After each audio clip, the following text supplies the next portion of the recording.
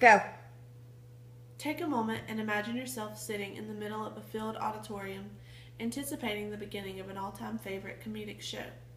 Now imagine yourself being surrounded by family and friends, yet feeling completely and utterly alone. As the show begins, you are hopeful that this will be the thing that makes you laugh like you used to when you were a young child. That deep belly laugh that came when you truly enjoyed those Saturday morning cartoons. However, the show doesn't bring back that laugh, and although you are surrounded by family and friends having the time of their lives, you feel that you are somehow missing out, and all of a sudden, you just want to go home, crawl into bed, and sleep the pain away. Although this may not be relatable to every single individual, there are many people, men and women, young and old, that experience this pain and loneliness every single day. These people aren't cynical and hateful of the world. These people are suffering from depression, which is one of the most common mental illnesses in the United States, according to the National Institute of Mental Health. I would like to take a moment to inform you about this illness that affects so many of our friends and family, as well as some of the symptoms and treatments of depression.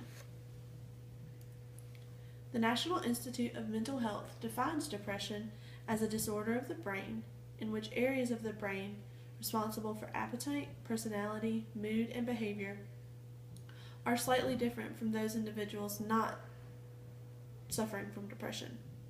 There are many different forms of depression that can plague individuals during different seasons of life, such as postpartum depression, major depression, persistent depression, and seasonal affective disorder. Postpartum depression is most common in women that have recently given birth, while seasonal affective disorder is most common in winter months when the days experience fewer hours of sunlight.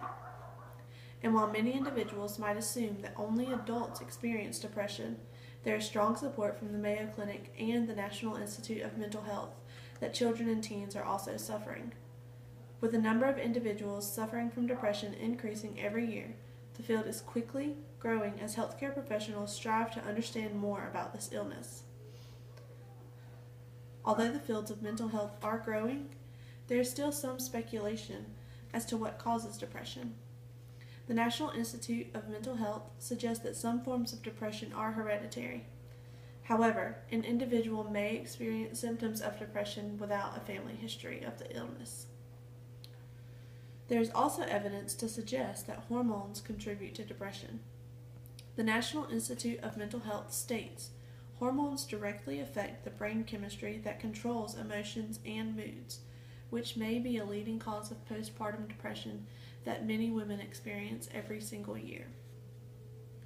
In addition to hormones and family history, other illnesses such as anxiety, as well as physical ailments, may also contribute to an individual's development of depression.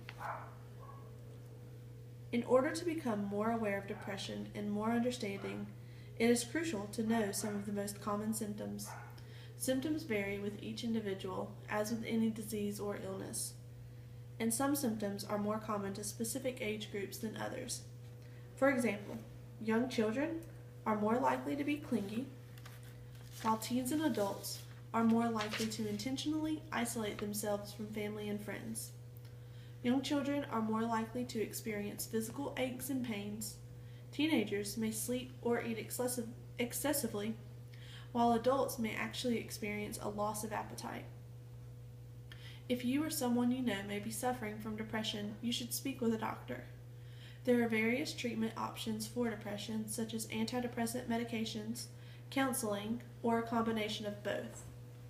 It is crucial that those experiencing depression start some form of treatment, because if left untreated, those individuals may begin to experience more extreme symptoms such as suicidal thoughts or self-mutilating actions.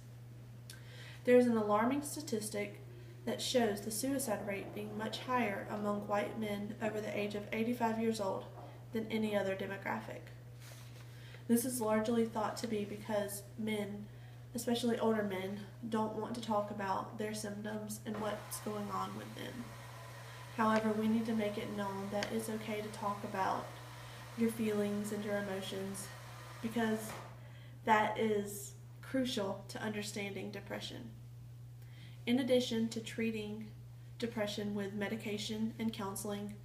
There are also proponents that propose that changing your lifestyle would also help with the management of depression, including becoming more active as well as eating a healthier diet.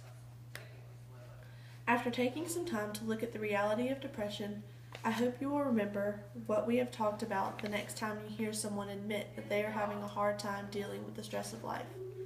If someone trusts you enough to inform you that they are suffering from depression, don't break that trust by calling them weak or rejecting that idea that depression is a real struggle. As an individual that suffers from depression, I found great comfort in what the Mayo Clinic has to say about depression. More than just a bout of the blues, depression isn't a weakness, nor is it something you can simply snap out of. Those individuals suffering do not need more stereotypes poured onto them. What they need is a support system of love and understanding.